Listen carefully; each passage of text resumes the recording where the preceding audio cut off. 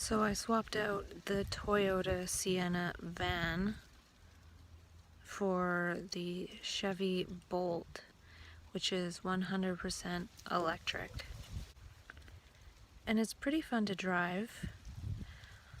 I have to remember to plug it in tonight. I didn't plug it in yet. And tomorrow I'll probably go rollerblading and then sit at the beach for a while. And then I'll have to take the bus back. And last night I slept well again. I did the same routine. I did half an hour of coherence breathing with the app and visualized some people I care about. Took my Benadryl and 300 milligrams of lithium and 25 milligrams of trazodone.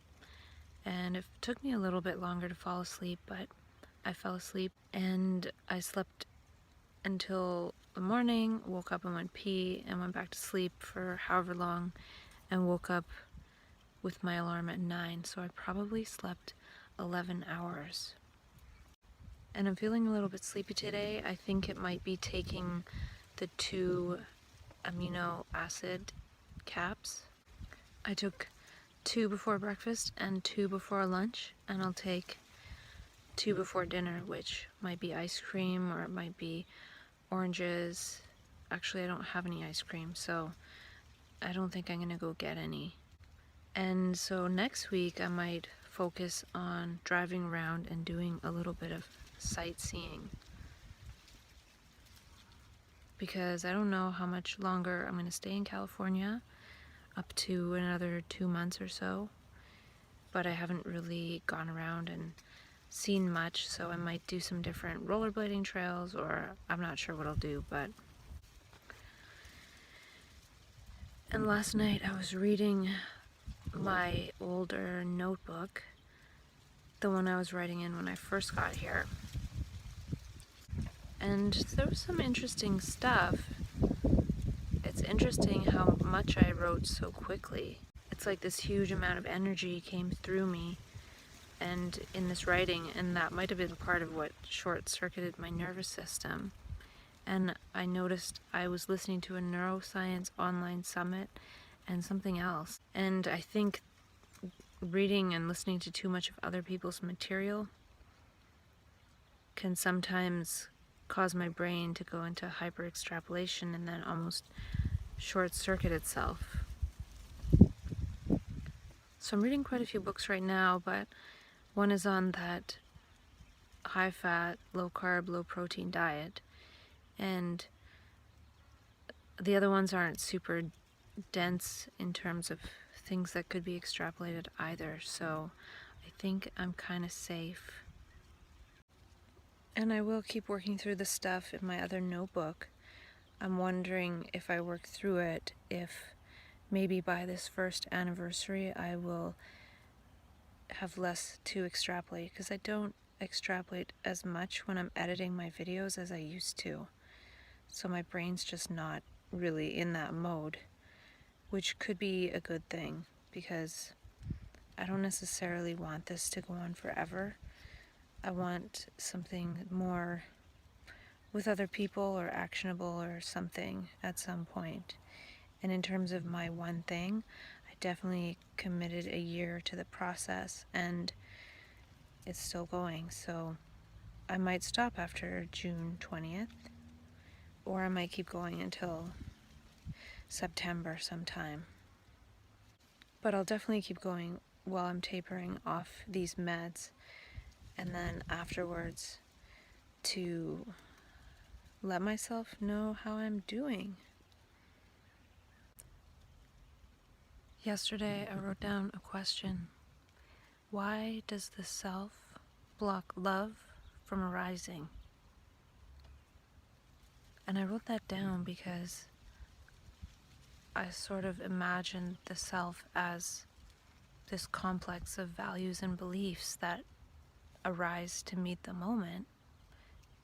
And those are programmed into us according to society and family and whatever we were raised with.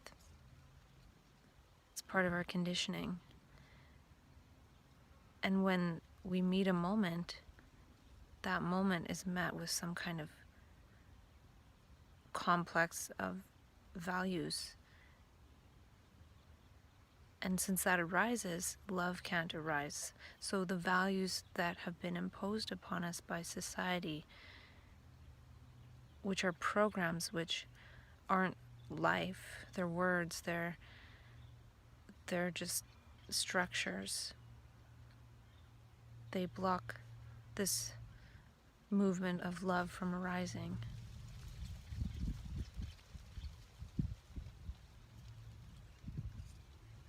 Because our values divide things up, and love can't be divided up, and it can't be programmed.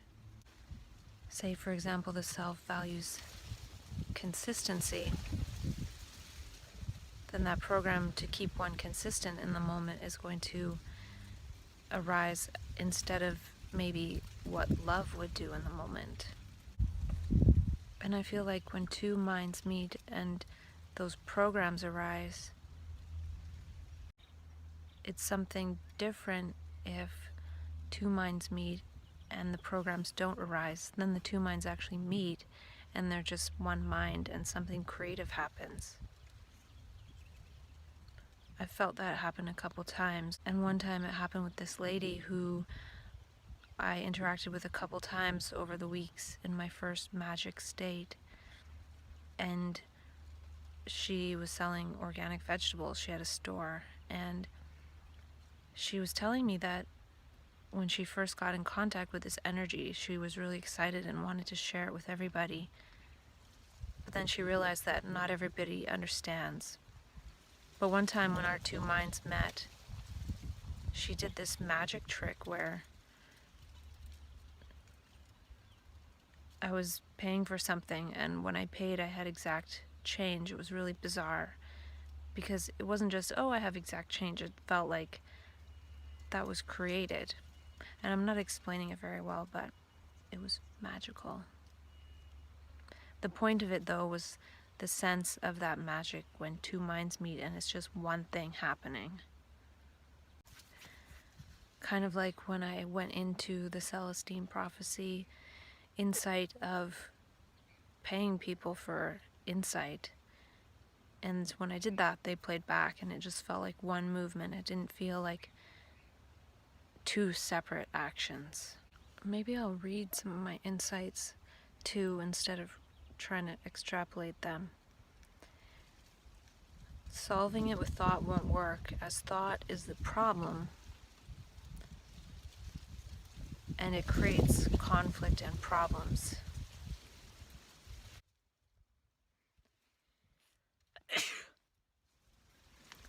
Yesterday I was thinking about how kids like to play make-believe, and I was thinking we need a new game as adults called Make Insight, because beliefs are destructive. And it was interesting because the page that I left off on talking about in my notebook said,